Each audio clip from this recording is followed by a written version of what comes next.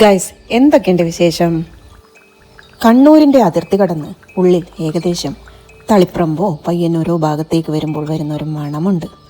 എൻ്റെ സാറേ, അത് പാതിരാക്കാറ്റിൻ്റെ അല്ല, വൈകുന്നേരങ്ങളിൽ തട്ടുകടകളിൽ നിന്ന് വരുന്ന മുട്ടിയപ്പത്തിൻ്റെ മണമാണ്, രുചിയാണ്.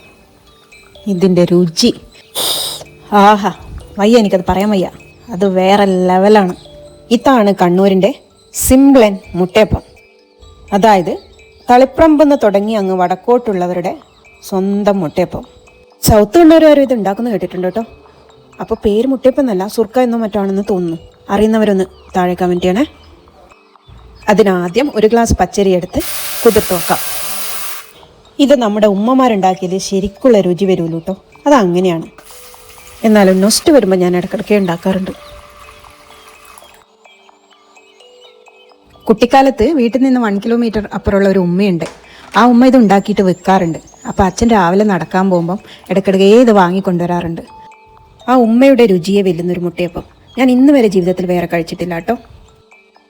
അപ്പോൾ 5 മണിക്കൂർ കുതിർത്ത് വെച്ച അരിയാണിത്. ഇനി നിങ്ങൾ ഓർക്കും ഇതിൽ മുട്ട ചേർക്കണമെന്ന്, കാരണം പേര് മുട്ടയപ്പം എന്നാണല്ലോ. പക്ഷേ ഇതിൽ മുട്ട ചേർക്കണ്ട. ഇതിനെന്തുകൊണ്ടാണ് മുട്ടയപ്പം എന്ന് പേര് വന്നതെന്ന് എനിക്കറിയില്ല. മുട്ടയുടെ നിറമുള്ളതുകൊണ്ടാണാവോ? എന്തായാലും ഇനി ചോറാണ് ചേർക്കേണ്ടത്. 3/4 ഗ്ലാസ് ചോറ്. ചൂടുള്ള ചോറായിരുന്നു കേട്ടോ, അതുകൊണ്ട് ഇങ്ങനെ കട്ടയായിപ്പോയത്. അപ്പോൾ 1 ഗ്ലാസ് അരിക്ക് 3/4 ഗ്ലാസ് ചോറ്. ഇനി നിങ്ങൾ ഓർക്കും ഇതിന് തേങ്ങ വേണമെന്ന്. എന്നാൽ ഒരു തേങ്ങയും വേണ്ട.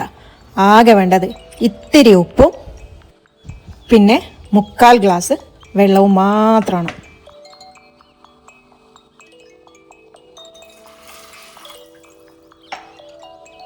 ഇനി ഇത് ഒരു മിക്സിയിലേക്ക് മാറ്റിയിട്ട് നൈസായിട്ട് അരച്ചെടുക്കാം.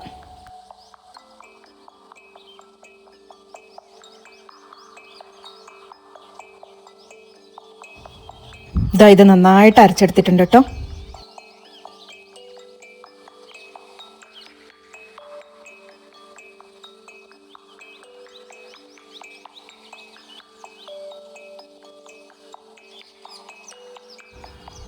ഇതാ നോക്കിയേ, ഈ കൺസിസ്റ്റൻസിയിൽ വേണം അരച്ചെടുക്കാൻ കേട്ടോ. ഇനി ചുവട് കട്ടിയുള്ള ഒരു പാത്രം എടുത്ത് അതിലേക്ക് വെളിച്ചെണ്ണ ഒഴിക്കുക. വെളിച്ചെണ്ണയാണ് ഏറ്റവും ബെസ്റ്റ് കേട്ടോ. വെളിച്ചെണ്ണയിൽ ഉണ്ടാക്കി കഴിഞ്ഞാൽ അതിനൊരു പ്രത്യേക ടേസ്റ്റാണ്. ഇനിയിപ്പം വെളിച്ചെണ്ണ ഇല്ലെങ്കിൽ എന്താ ചെയ്യുക, മറ്റ് വേറെ ഏതെങ്കിലും എണ്ണ എടുത്തോളൂ. ഇനി എണ്ണ ചൂടാവുമ്പോൾ കൃത്യം ഒരു തവി ഇങ്ങനെ എടുക്കുക. എന്നിട്ട് മധ്യത്തിൽ ഇങ്ങനെ ഒഴിക്കുക. അത് അങ്ങോട്ടും ഇങ്ങോട്ടും പരത്താൻ പാടില്ല, ഒറ്റ പോയിന്റിൽ മാത്രമായിട്ട് അങ്ങ് ഒഴിക്കുക. എന്നിട്ട് അതങ്ങ് വിടുക. അത് വേവട്ടെ.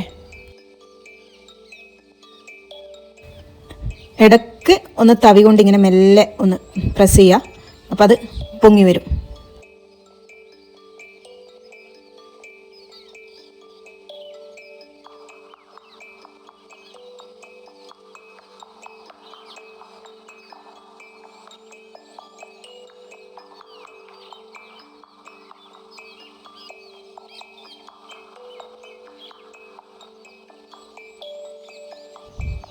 ഇതാ ഏകദേശം വെന്ത് വന്നിട്ടുണ്ട്. അപ്പം നമുക്കതിൻ്റെ വേവ് കാണുമ്പോൾ മനസ്സിലാവുമല്ലോ. അപ്പം നമുക്കത് വാങ്ങാം.